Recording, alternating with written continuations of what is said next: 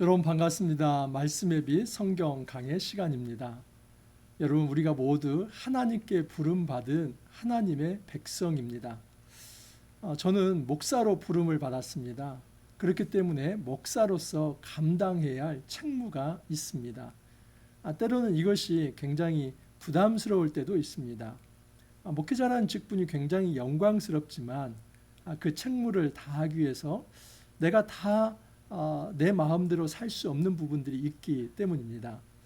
여러분 만약에 목회자가 말씀을 가르치는 일과 목양에 소홀히 하면서 그냥 세속적인 그런 어떤 세속적 삶을 살아간다면 그 목회자를 어떻게 존경할 수 있고 또 목회자를 존중하고 존경할 수 없는데 그 메시지를 어떻게 받아들일 수 있겠습니까?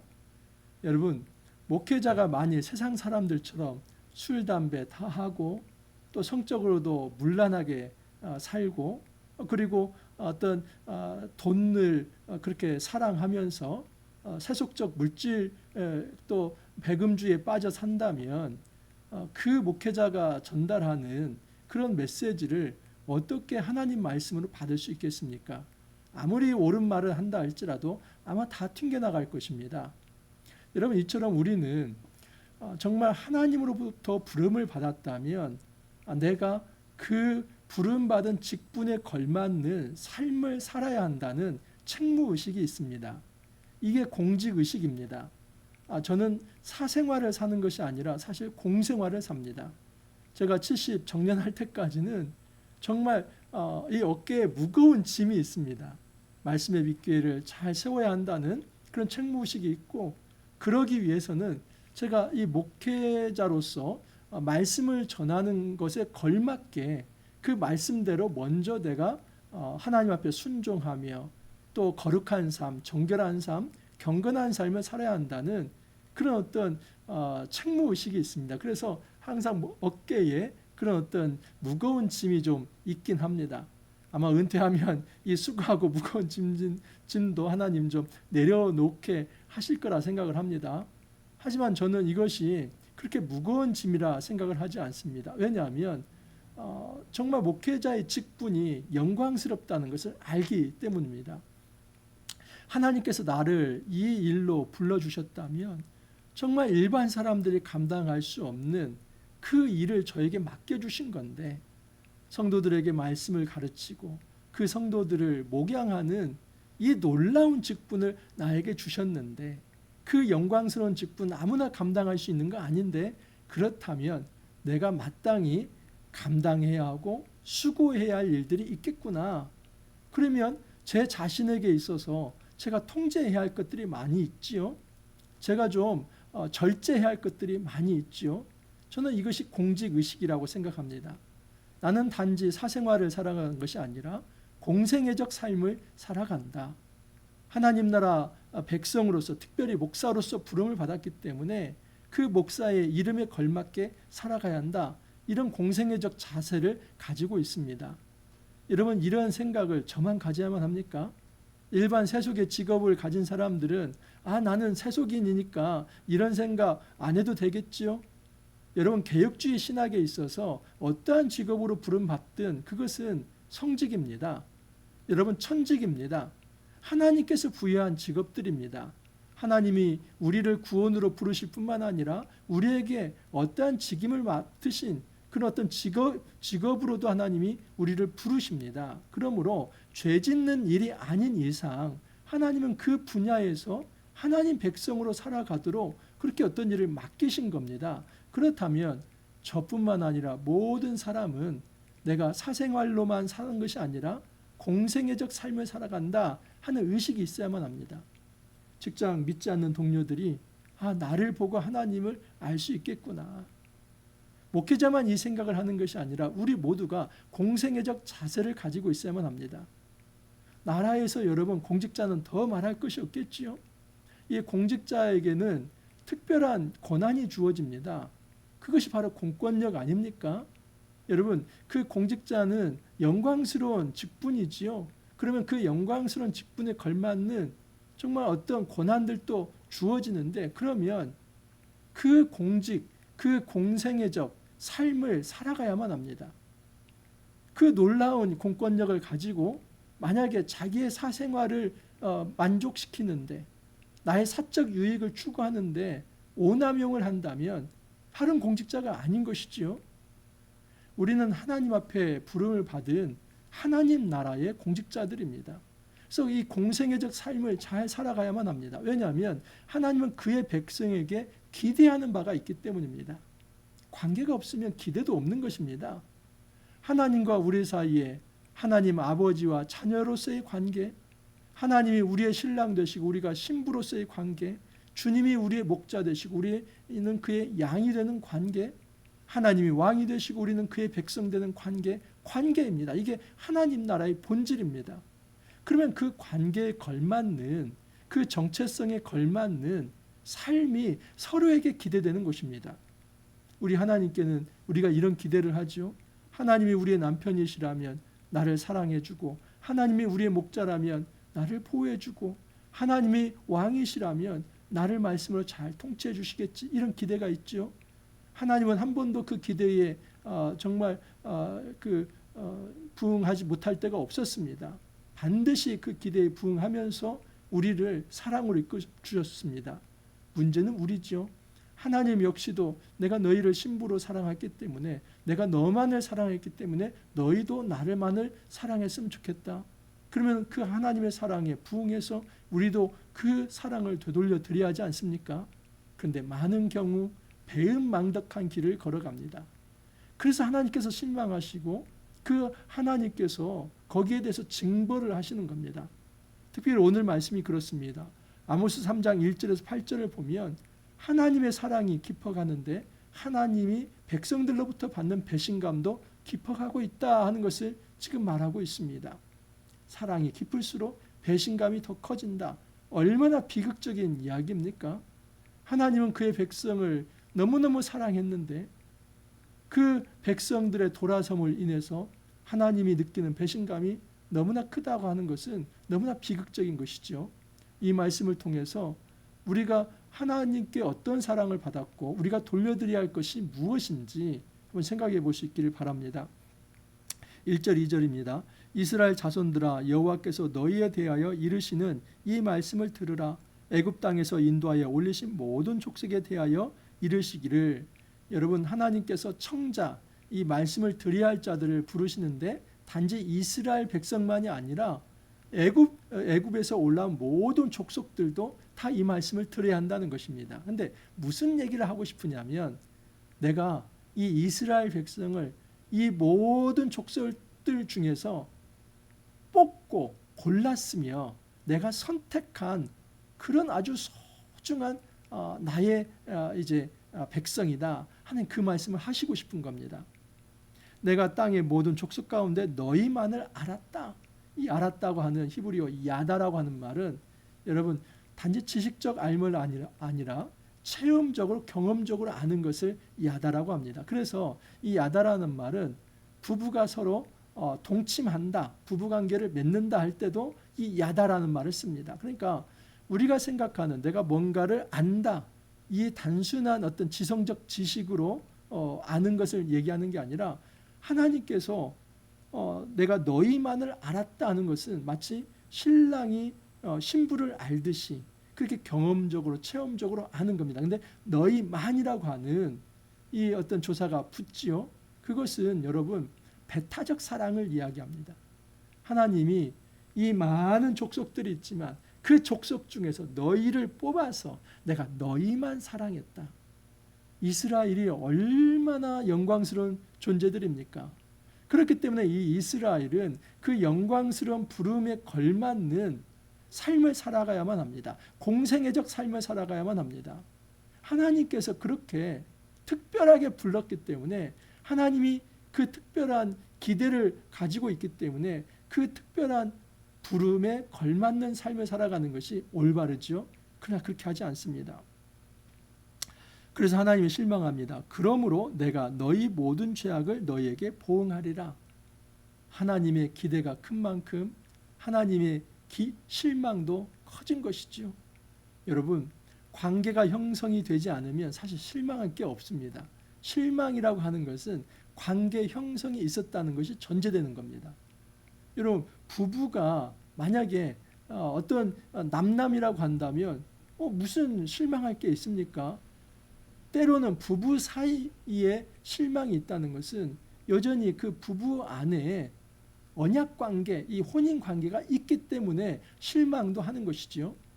마땅히 우리는 여러분 그 관계 설정에 있어서 서로에게 기대하는 게 있습니다. 남편은 아내에게, 아내는 남편에게. 우리 하나님도 마찬가지입니다. 우리 하나님이 그의 백성에게 기대하시는 바가 있습니다. 그것은 하나님 말씀에 순종하며 사는 것입니다. 하나님은 그의 전폭적 사랑, 이 배타적 사랑을 기울였는데 이스라엘 백성이 그 하나님 사랑과 하나님의 은혜에 반하는 배은망덕한 삶을 살아간다면 하나님의 배신감은 더 커질 수 있다. 그래서 하나님께서 더 크게 징벌하시겠다 말씀을 합니다. 내가 너희를 많이 사랑했기 때문에 내가 너희의 죄에 대해서 더 크게 징벌한다. 이게 얼마나 역설적인 비극입니까? 자, 이제 모든 것은 원인과 결과가 있다는 것을 그 틀을 가지고 하나님이 너희를 얼마만큼 사랑했는가 하는 것을 말합니다. 두 사람이 뜻이 같지 않은데 어찌 동행하겠으며. 여러분, 동행하는 것은 결과이죠. 그것은 전제가 무엇이냐면 두 사람이 뜻이 맞았기 때문에 동행했다는 것입니다. 지금 내가 누군가의 같이 동역관계, 어떤 파트너십을 가지고 함께 살아간다? 그러면 전제가 무엇이냐면 뜻이 같기 때문이다. 원인과 결과가 분명하지요. 또한 4절도 마찬가지입니다. 사자가 움킨 것이 없는데 어찌 수풀에서 부르짖겠으며. 사자가 수풀에서 부르짖는 것은 무엇이냐면 자기가 먹잇감을 획득해가지고 거기서 막 기뻐서 우와 부르짖는 겁니다. 그러니까 먹잇감도 없이 부르짖으면 그건 미친 것이죠. 그게 아니라 이 먹잇감을 가졌다는 이 결과는 부르짖는 어떤 이 결과라고 하는 것은 먹잇감이라고 하는 이 원인이 있기 때문에 그렇게 하는 것이다 하는 것이죠. 젊은 사자가 잡은 것이 없는데 어찌 굴에서 소리를 내겠느냐. 마찬가지입니다. 덫을 땅에 놓지 않았는데 새가 어찌 거기 치이겠느냐. 여러분, 덫에 걸린 어떤 새가 있습니다. 그러면 덫이 없다면 그 새가 걸리겠습니까?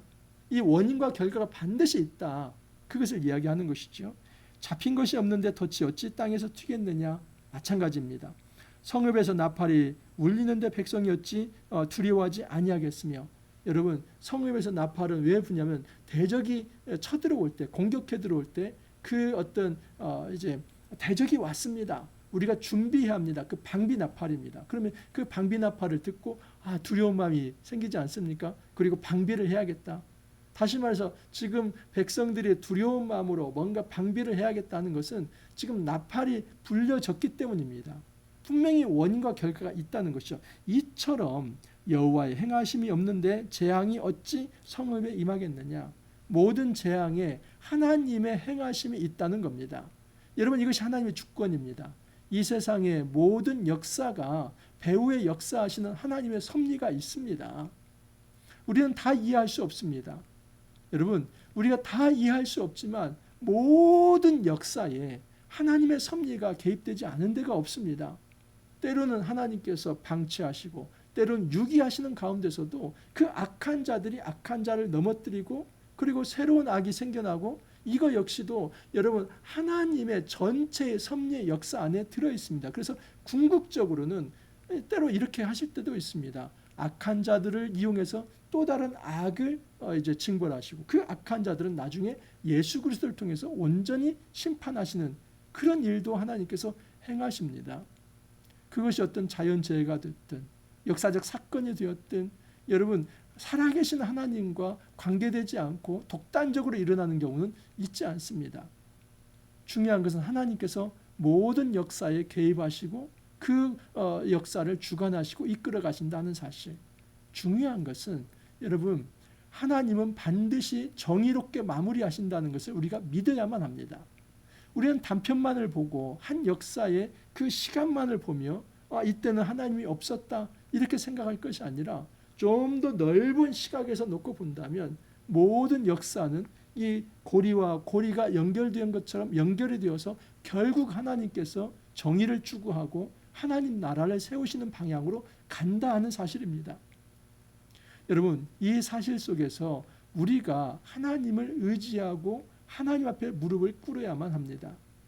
원인과 결과가 있듯이 하나님의 의지가 있었기 때문에 이 땅의 모든 것들이 나타난다 하는 사실입니다. 여호와의 행하심이 없는데 재앙이 어찌 성읍에 임하겠느냐. 이 이야기 기억하기를 바랍니다. 이스라엘 백성들을 사랑하시는데 그 하나님께서 이방 백성을 때로는 무너뜨릴 때가 있습니다. 그것은 하나님의 사랑이라고 하는 그 기초가 있기 때문에 이제 어떤 나타나는 현상도 있다는 사실입니다. 그리고 하나님께서 그 백성을 너무나 사랑했기 때문에 그의 백성이 죄를 지으면 징계하신다는 것도 포함이 됩니다. 여러분, 이 모든 것, 그래서 어떤 결과가 나타나는 것에 그 이면에 하나님의 의지와 뜻이 있다는 것을 꼭 기억해야만 합니다. 주 여호와께서는 자기의 비밀을 그 종 선지자들에게 보이지 아니하시고는 결코 행하심이 없으시리라. 이 말씀 아주 오용하고 악용하는 사람들이 있습니다. 내가 하나님으로부터 뭐 좀 받았다 생각하는 사람들, 그 사람들은 하나님이 나에게 비밀을 가르쳐 주었다. 그래서 그게 어떤 개인에 대한 비밀이든 역사에 대한 비밀이든, 그래서 내가 그 비밀을 받아서 내가 이제 하나님 말씀을 전한다. 여기서 중심은 뭡니까? 나이죠. 여러분, 이 성경에서 나를 중심으로 강조하라고 합니까? 중요한 것은 여기서는 이 말씀을 이제 어떤 전하는 어떤 통로가 되는 메신저가 아니라 하나님 말씀이며 하나님 자체입니다. 이런 메신저는 하나의 수단일 뿐이죠.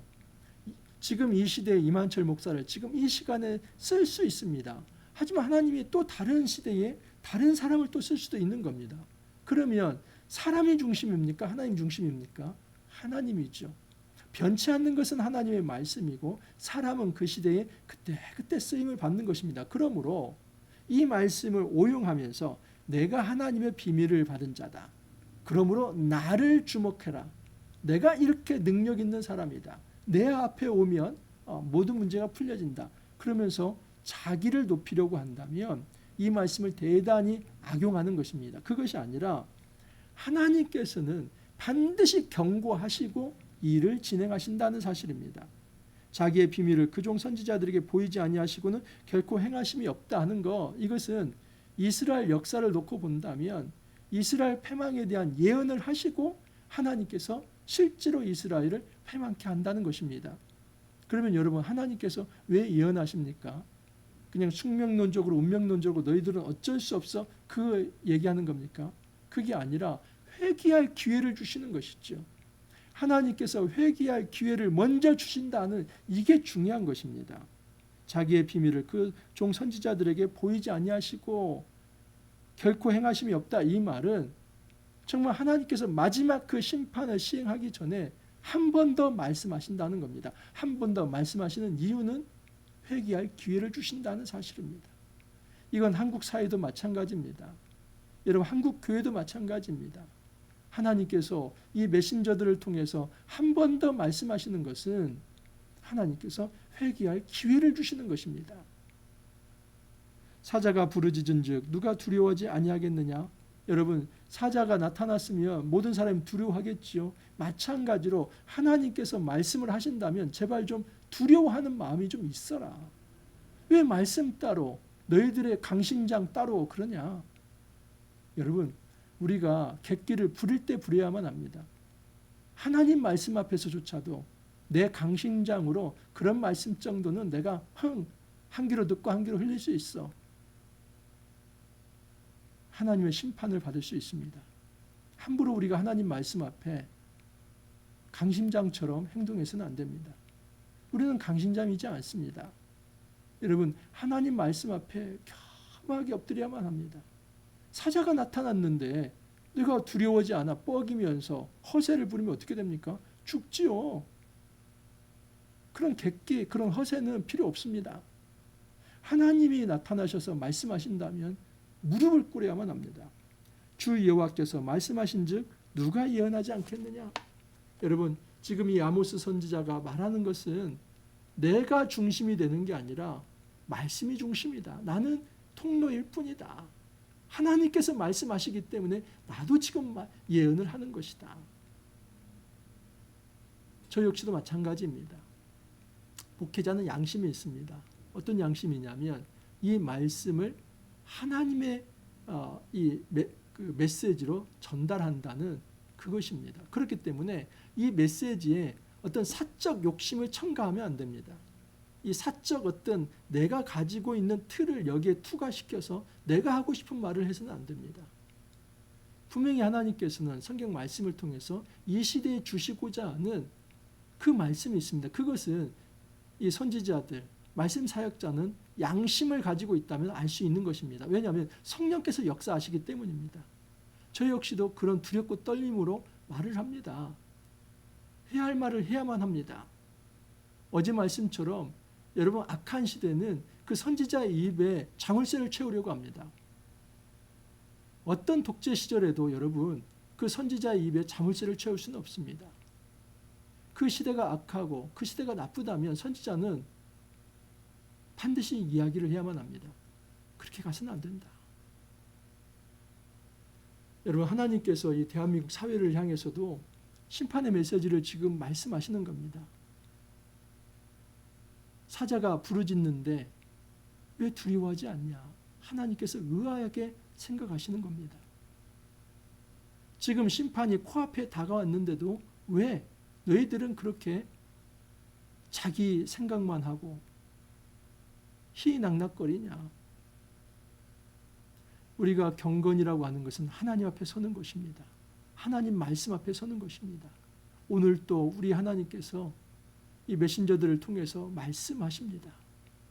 모든 것이 인과 응보가 있듯이 어떤 이제 원인이 있고 결과가 있듯이 하나님의 뜻이 있고 예언의 말씀이 있는 것이다. 그리고 하나님께서 이 예언의 말씀을 하지 않고 심판하시는 일은 없다. 하나님께서 그렇게 말씀하시면서 그 말씀에 좀 더 진중하게 반응하라 우리에게 말씀하십니다. 우리가 그 하나님 앞에 다시 한번 엎드릴 수 있기를 바랍니다. 우리의 어떤 잘남을 자랑하면서 그렇게 허세 부리지 않기를 바랍니다. 여러분 모든 것 내려놓고 하나님 앞에 무릎 꿇으면서 좀 하나님이 주시는 이 말씀 앞에 엎드리면서 하나님의 그 배타적 사랑을 우리가 기쁨으로 받아들이고 우리도 그 사랑에 걸맞는 이 사랑을 하나님 앞에 돌려드리기를 바랍니다. 그렇다면 하나님은 하나님이 우리를 사랑할수록 더 많은 것을 채워주시려고 할 것입니다. 하지만 그렇지 않고 하나님이 그 배타적 사랑, 이 민족 중에 내가 너만을 사랑하려고 그렇게 선택하여 불렀다. 그 배타적 사랑을 우리가 무시하면서 가볍게 여기면서 배은망덕한다면 하나님이 느끼는 배신감은 더 커질 것이고 그 배신감이 커질수록 하나님께서 내리시는 그 징벌도 더 클 것입니다. 우리가 이 악순환에 빠지지 않기를 바랍니다. 선순환, 하나님이 우리를 사랑하시는 만큼 우리도 하나님만 사랑하여서 이 하나님으로부터 더 놀라운 생명과 자유와 평화의 선물, 그 기쁨을 누리고 살아갈 수 있기를 간절히 소망합니다. 기도합니다. 주님 감사합니다. 이 시대에 저희들에게 다시 한번 말씀을 허락하여 주시니 감사합니다. 선지자들에게 예언하지 아니하고 하나님께서 행동하시지 아니했다 말씀을 합니다. 반드시 심판하시기 전에 하나님께서 말씀하신다는 것을 또한 우리에게 가르쳐 주십니다. 그 시대에 임하는 말씀에 저희들이 좀 더 정말 깨어있는 영성을 가지고 그 말씀을 받아들일 수 있게 하여 주옵소서. 우리가 하나님 앞에서는 이 경건함을 잃지 아니하고 날마다 주의 말씀을 들으면서 하나님 백성다운 삶을 살아갈 수 있게 하여 주시고 이 공생애적 이 어떤 정말 그 삶을 책임 있는 삶을 그렇게 살아갈 수 있도록 주님 이끌어 주옵소서. 감사하고 예수님 이름으로 기도하옵나이다. 아멘. 여러분 오늘 하루도 또 정말 하나님께서 은혜로 저희들에게 귀한 시간의 선물을 주셨습니다. 하나님 백성으로서 귀한 삶 살기를 바랍니다. 오늘 하루 또 화이팅 하시고 내일 찾아뵙도록 하겠습니다. 감사합니다.